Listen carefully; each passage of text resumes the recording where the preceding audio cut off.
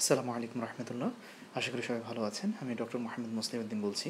তো আজকে আমরা ইনশাআল্লাহ পিপিআইয়ের যে মেকানিজম অফ অ্যাকশন, এটা আমরা সবাই জানি আলহামদুলিল্লাহ, বাট এখানে আমাদের একটা কনফিউশন আছে এবং আমি মনে করি এই কনসেপশনটা যদি আমরা ইনশাআল্লাহ বুঝতে পারি তাহলে আমাদের সেই কনফিউশনটা দূর হয়ে যাবে ইনশাআল্লাহ। আল্লাহুম্মা রব্বি জিদনি ইলমা রব্বি শরহ লি সদরি ওয়াইসির লি আমরি ওয়াহলুল উকদাতাম মিন লিসানি ইয়াফকাহু কওলি। প্রথম প্রশ্ন যে পিপিআই প্রোটন পাম্প ইনহিবিটার এই গ্রুপের ড্রাগসটা কেন বিফোর মিল খেতে হয়? ঠিক আছে, অনেক ফার্মাসিউটিক্যালস আপনাকে বলবে যে স্যার আমাদের এই মেডিসিনটা আফটার মিলও সমান এফিকেসি, একই রকম আপনি কাজ পাবেন, বাট আমি আপনাদেরকে সাজেস্ট করব ওই কথাগুলো বিলিভ করা দরকার নেই। Always you should prescribe the PPI in empty stomach, ঠিক আছে, and in that situation it will exerts the highest maximum efficacy. তার কারণটা কি, কেন এটা খাওয়ার আগে খেতে হবে? নাম্বার টু, যে ইন্টারেস্টিং একটা পয়েন্ট হলো, আপনি মনে করেন গ্যাস্ট্রিকের মেডিসিনটা খেলেন, একটা পিপিআই খেলেন, পিপিআই খাওয়ার পরে মানে half an hour to 1 hour পরে যদি আপনি কোনো ফুড বা মিল না খান, তাহলে ওই পিপিআই আসলে কোনো কাজই করতে পারে না। খুব ইন্টারেস্টিং কথা। দ্যাট মিন্স পিপিআই কাজ করার শর্ত খালি পেটে খেতে হবে এবং তার half an hour to 1 hour পরে আপনাকে একটা মিল নিতে হবে, দেন ওই পিপিআইটা কাজ করবে। এই দুটো পয়েন্ট নিয়ে আমরা ইনশাল্লাহ আজকের আলোচনাটা করতে চাই। তো চলুন শুরু করা যাক। প্রথমে আপনারা জানেন যে আমাদের স্টমেকে গ্যাস্ট্রিক গ্ল্যান্ড থাকে। তো ওই যে একটা গ্যাস্ট্রিক গ্ল্যান্ডে সেভারাল টাইপস অফ সেল থাকে। তোর মধ্যে একটা হলো প্যারাইটাল বা অক্সেন্টিক সেল। এই প্যারাইটাল বা অক্সেন্টিক সেল, এই সেলটাই কি রিলিজ করে? হাইড্রোক্লোরিক অ্যাসিড রিলিজ করে। এখন প্রথমে দেখেন, আমরা আপনাদেরকে যদি একটা স্টমিক দেখাতে চাই, মনে করেন এই একটা স্টমিক। আচ্ছা, এখন আমরা স্টমাকের এই যে ওয়ালটা দেখেন কি স্মুথ ফ্রেশ একটা মানে রেগুলার একটা আউটলাইন, বাট আসলে কিন্তু স্টমাক এমন না। আমরা এই সেগমেন্টটাকে আমরা কি করলাম, জুম ইন করে এখন দেখব, মানে এই ছোট্ট সেগমেন্টটা যদি এটাকে আপনারা জুম ইন করেন,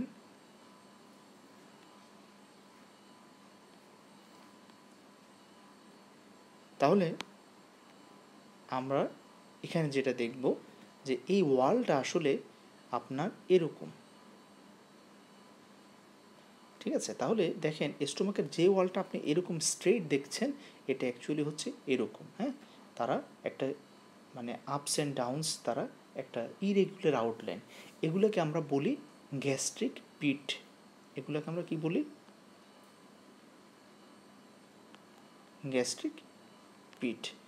আচ্ছা, এখন এই যে একটা গ্যাস্ট্রিক পিট, এটাকে যদি আমরা একটু জুম ইন করি, মানে দেখেন এই যে খাঁজটা, এই পোর্শনটা, এটাকে যদি আমরা এই পোর্শনটাকে গ্যাস্ট্রিক পিটটাকে যদি আমরা জুম ইন করি, আমরা কীরকম দেখব? সেটা হলো এখানে এই যে একটা খাঁজ, তাহলে এটা হলো স্টোমাকের যে ওয়ালটা, হ্যাঁ, ইনার ওয়াল। আচ্ছা, এই যে খাঁজ, এই খাঁজের মধ্যে আপনার স্টোমাকের যে গ্যাস্ট্রিক গ্ল্যান্ডের বিভিন্ন সেলগুলো ওরিয়েন্টেড থাকে। যেমন এখানে মিউকাস নেক সেল থাকে, যেটা কিনা গ্যাস্ট্রিক পিটের একদম উপরের পোর্শনে থাকে, সে এখানে মিউকাস রিলিজ করে। তারপরে চিফ সেল থাকে, সে পেপসিনোজেন রিলিজ করে। তারপর একটু নিচের দিকে করে দেখেন প্যারাইটাল সেল থাকে। তাহলে আমরা দেখলাম যে আমাদের এই যে একটা গ্যাস্ট্রিক পিট, এই গ্যাস্ট্রিক পিটের একদম বটম পোর্শন অ্যান্ড মিড পোর্শনে আমাদের প্যারাইটাল সেলটা থাকে। ক্লিয়ার? আচ্ছা, তাহলে প্যারাইটাল সেল অ্যাসিড রিলিজ করে কোথায়? ডিরেক্ট স্টোমাকের ওয়ালে না, মানে এই লুমেনে কিন্তু রিলিজ করতে পারে না। তাহলে সে রিলিজ করে কোথায়? সে রিলিজ করে অ্যাসিডটা আপনার, মনে করেন এই স্টোমাক, এই যে এখানে যে গ্যাস্ট্রিক পিট আছে, তাহলে অ্যাসিডটা প্রথমে এই গ্যাস্ট্রিক পিটে রিলিজ হয়, এখানে ওরা জমতে তারপরে এখানে এসে পড়ে। এই যে গ্যাস্ট্রিক পিটে অ্যাসিডটা রিলিজ হবে, তারপরে ওরা লুমেনে আসবে। দ্যাট মিন্স দেখেন, এখান থেকে যখন ওরা সবাই gastric acid, that means HCl release করবে, তখন এই পিটগুলো প্রথমে HCl অ্যাসিডে পূর্বে, পূর্বে ফুল ফিল আপ হবে, ফিল আপ হবে, ফিল আপ হবে, ফিল আপ হবে। দেন যখন একটা গ্যাস্ট্রিক পিট পুরো অ্যাসিডে ফিল আপ হয়ে যাবে, দেন সেটা এই যে ওয়ালে এসে পড়বে এবং এখানে আপনার মিলটা আছে। আমি বুঝতে পারলাম। এইটা হচ্ছে আমাদের প্রথমে ভিজুয়ালাইজেশন করতে হবে। ওকে, আমরা আলহামদুলিল্লাহ অলরেডি কনসেপশন বলে ফেললাম। এখন আমরা ইনশাল্লাহ আমাদের মূল পোর্শনটাতে ঢুকি। এখন দেখেন যে এখানে যে ইস্যুটা, আমরা যখন কোনো পেশেন্টকে পিপিআই দেই, যে কোনো একটা ড্রাগস নিয়ে আমরা বলতে গেলে আমরা দুটো হেডিংয়ে আলোচনা করি। যারা ফার্মাকোকাইনেটিক্স সিরিজটা দেখেছেন আলহামদুলিল্লাহ আমার, সেখানে আমরা এগুলো নিয়ে বিস্তর কথা বলেছি। একটা হচ্ছে ফার্মাকোকাইনেটিক্স, একটা ফার্মাকোডাইনামিক্স। আচ্ছা, সাপোজ আপনার পেশেন্ট একটা পিপিআই খেলো, ধরে নেন না সেটা যে ইসোমেপ্রাজোল, হ্যাঁ, ইসোমেপ্রাজোল ট্যাবলেট অথবা ক্যাপসুল, দুইটাই পাওয়া যায়, উনি খেলেন। আচ্ছা, এই মেডিসিনটা প্রথমে কোথায় যাবে? স্টমাকে যাবে। স্টমাকে যাওয়ার পরে এই মেডিসিনটা কী হবে? পার্টিকেল, ছোটো ছোটো ছোটো ছোটো টুকরে টুকরে ভেঙে যাবে, এটাকে বলে ডিসইন্টিগ্রেশন। দেন এই যে গ্যাস্ট্রিক জুস, আমাদের তো জিআইটিতে ডেইলি 8 to 10 লিটার সিক্রেশন হয়, ঠিক আছে, stomach, intestine, small intestine, large intestine total মিলে। আচ্ছা, এর মধ্যে সবগুলোই রিঅ্যাবজর্ব হয়ে যায়, শুধু 200 ml ফিসেসের সাথে বের হয় ওয়াটার, ঠিক আছে। আচ্ছা, তো যাই হোক, তো আলটিমেটলি এখন আমার দেখেন এই যে ইসোমেপ্রাজোল, এই ড্রাগটা হলো এক ধরনের উইক বেস। এই ড্রাগটা কি? Week base. তাহলে একটা উইক বেস ড্রাগ সবচেয়ে বেশি অ্যাবজর্ব হবে কোন মিডিয়াতে? অবশ্যই অ্যালকালাইন মিডিয়াতে। কারণ উইক বেস ড্রাগটা লেস আয়োনাইজেশন হবে অ্যালকালাইন মিডিয়াতে। তাহলে যেহেতু ইসোমেপ্রাজোল একটা উইক বেস, তাহলে এই ইসোমেপ্রাজোল ড্রাগটা লেস আয়োনাইজেশন হবে কোথায়? আপনার ডিউডেনাম, আইলিয়াম, এই পোর্শনটাতে, মানে ডিউডেনাম, জেজুনাম, এই পোর্শনটাতে ড্রাগটা লেস আয়োনাইজেশন হবে। কারণ যেহেতু উইক বেস, একটা বেসিক মিডিয়া, ডিউডেনামের মিডিয়াটা বেসিক, সেখানে সে লেস আয়োনাইজেশন হবে। এবং লেস আয়োনাইজড ড্রাগটা হচ্ছে লিপিড সলিউবল, এবং ফলে লিপিড সলিউবল ড্রাগটা ভালো অ্যাবজর্ব হবে। তাহলে পিপিআই ড্রাগ, এই যে ড্রাগসের মনে করেন পিপিআই ড্রাগটা এখানে আমি রেড ডট দিয়ে এখন দেখাচ্ছি, আগে তো ব্লু দিয়েছি, এখন রেড দিচ্ছি। তাহলে পিপিআই ড্রাগটা ডিসোলিয়েট হয়ে তার স্টোমাকে খুব একটা ভালো অ্যাবজর্ব হবে না, কারণ ওখানে বেশি আয়োনাইজড হয়ে গেছে। যেহেতু স্টোমাক একটা অ্যাসিডিক মিডিয়া, তারপরে খুব বেশি একটা আয়োনাইজড হবে না। এই কারণে তো খালি পেটে দিতে বলি, দেখেন, কারণ খালি পেটে স্টোমাকের পিএইচ রিলেটিভলি বেশি থাকে।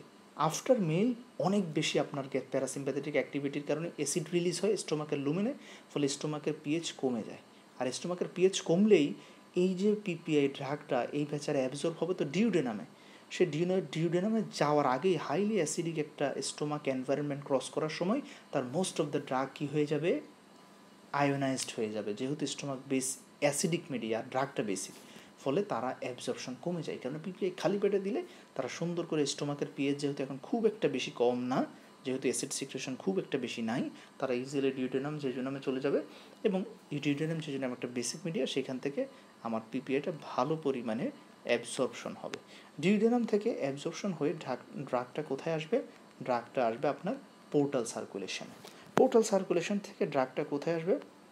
ড্রাগটা আসবে লিভারে, ঠিক আছে। তাহলে লিভারে পিপিআই চলে আসে। এখানে এখন সাইটোক্রোম যে এনজাইম, ওই এনজাইম দিয়ে পিপিআইয়ের কিছু পোর্শন ইনঅ্যাক্টিভেশন হয়ে যাবে।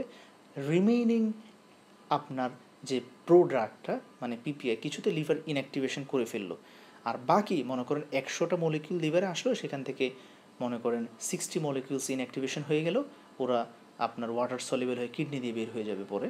আর 40% এখনও রিমেইনিং আছে প্রোড্রাগ হিসেবে।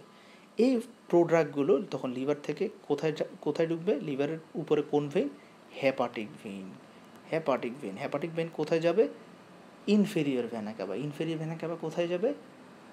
রাইট এট্রিয়াম থেকে আলটিমেটলি আমার এই প্রোডাক্টটা কোথায় চলে আসবে? লাংস ঘুরে লেফট ভেন্ট্রিকল। আচ্ছা, লেফট ভেন্ট্রিকল থেকে ড্রাগটা সিস্টেমিক সার্কুলেশনে চলে যাচ্ছে অ্যাওটা হয়ে। এই যে আপনার অ্যাওটা, যে অ্যাবডোমিনাল অ্যাওটার একটা ব্রাঞ্চ হলো কি, যে সিলিয়াক ট্রাঙ্ক, তাই না? তো ওখান থেকে আবার লেফট গ্যাস্ট্রিক, হ্যাঁ, রাইট গ্যাস্ট্রিক, গ্যাস্ট্রোডিউডেনাল, যাই হোক, আমি বলতে চাচ্ছি আলটিমেটলি হার্টের পরে আপনার এই ইসোমেপ্রাজোল প্রো ড্রাগটা কোথায় যাচ্ছে? ফাইনালি তারা স্টোমাকে যাচ্ছে। আমরা ওই স্টোমাকে যে যাচ্ছে ওইটা আপনাদেরকে এখন ইনশাল্লাহ দেখাবো। এতটুকু ক্লিয়ার? ওকে, আচ্ছা আমরা এটা একটু মুছে দিই।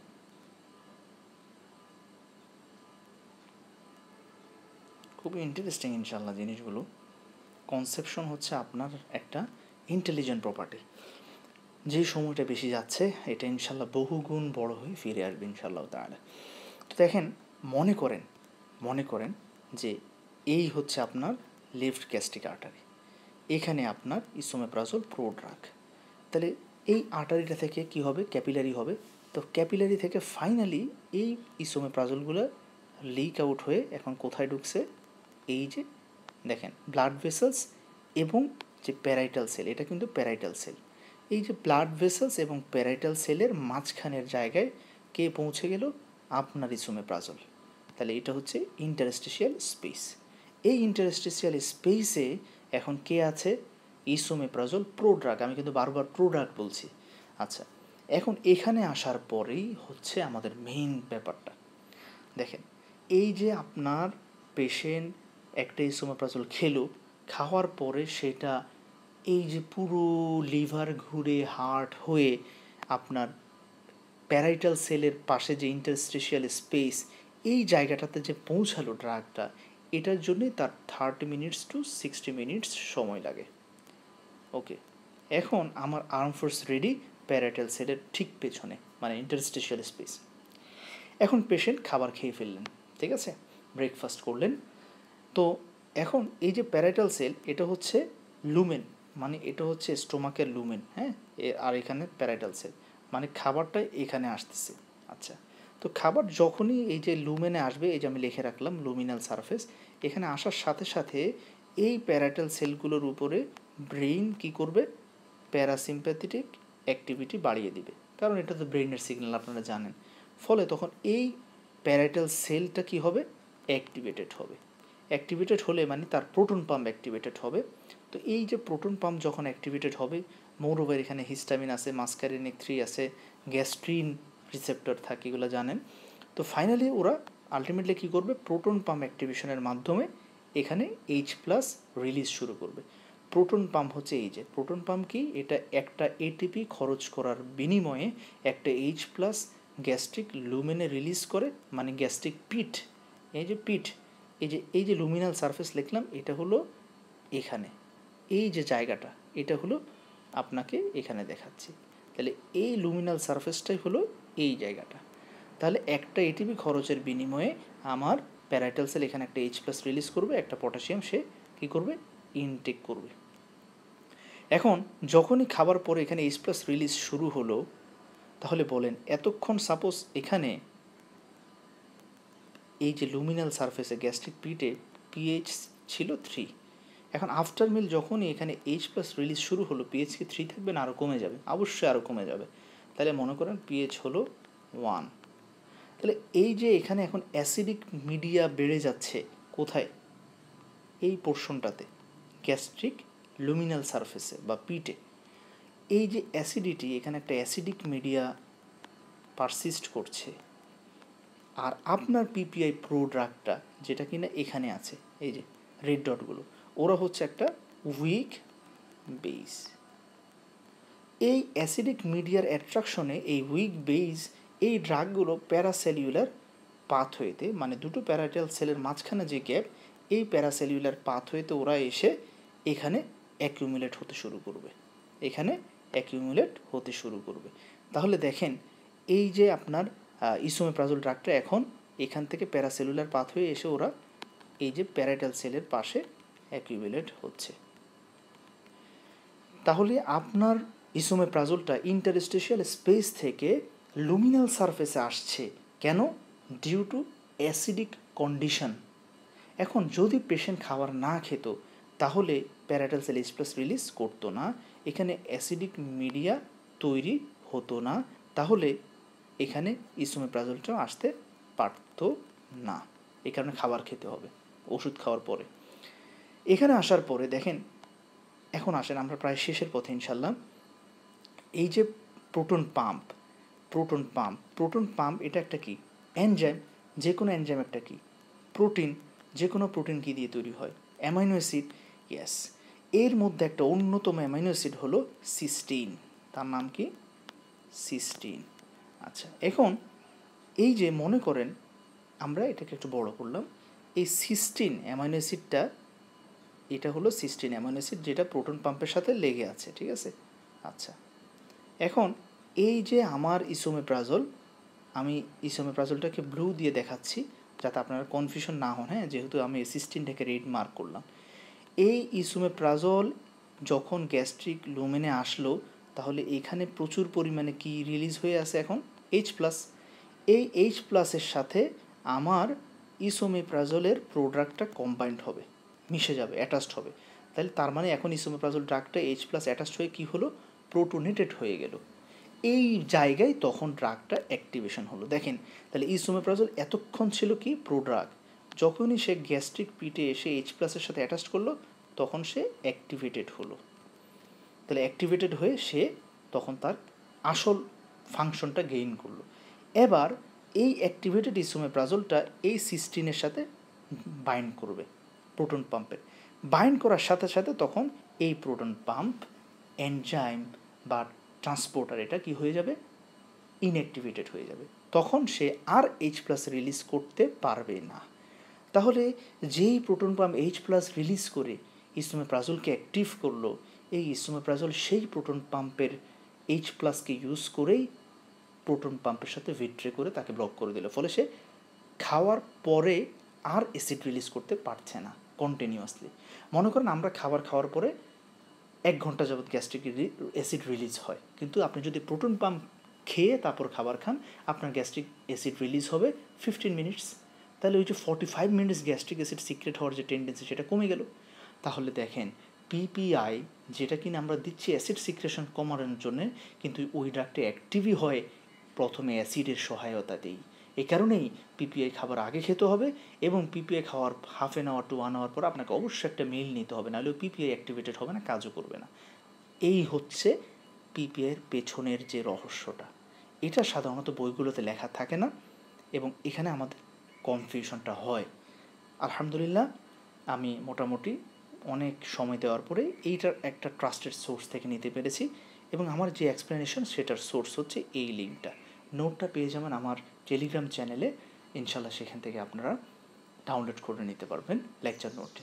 সো আশা করি আপনাদের এই কনফিউশনটা ক্লিয়ার। আলহামদুলিল্লাহ, থ্যাংক ইউ এভরিওয়ান। আপনাদের জন্য একটি সুখবর, ইনশাআল্লাহ তাআলা, আল্লাহ তাআলার বিশেষ রহমতে আমি আলহামদুলিল্লাহ পুরো ডেভিডসনের মেডিসিনের উপরে একটা লং ব্যাচ আনতে যাচ্ছে ইনশাআল্লাহ তাআলা।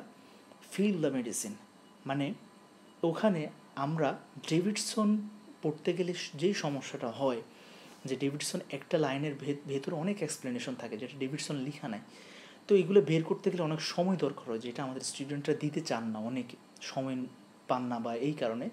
তো ইনশাআল্লাহ আল্লাহ তাআলা যতটুকু তৌফিক দেন, আমি চেষ্টা করেছি ওই কনসেপশনগুলো নিয়ে মেডিসিনের ইনার যে মানে মজাটা, সেটা আপনাদের ভেতরে জাগিয়ে তোলার জন্যে। খুব শীঘ্রই আমরা ইনশাআল্লাহ মেডিভার্সের পক্ষ থেকে সেটা লঞ্চ করব, মেন্টর হিসেবে ইনশাআল্লাহ আমি আছি। সো আশা করি আপনারা ইনশাআল্লাহ এটা এনজয় করবেন, এবং ইনশাআল্লাহ দোয়া রাখবেন। আসসালামু আলাইকুম রহমতুল্লাহ।